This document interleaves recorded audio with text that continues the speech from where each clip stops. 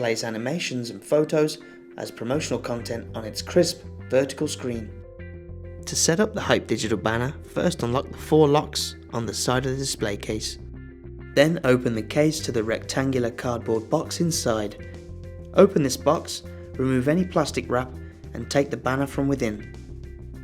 The display weighs around 50 pounds, so lifting this with a partner is recommended. Once removed, stand the banner up vertically. Next, take the accessories out of the display case. Knowing the banner is upright and secure, connect the included power cord and plug it into an outlet. Next, grab the display's remote. Press the power button to turn the display on. Next, press the setup button. Once in the setup screen, move the selection to Play Settings and press Enter on the remote. If the file type does not already read all, press the right arrow key until it does. Then hit Exit on the remote to return to the setup screen. Then insert your USB drive into the Hype.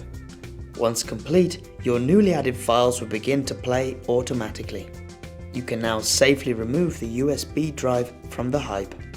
So there you have it, the Hype digital banner, a sleek, ideal display for events with a digital twist.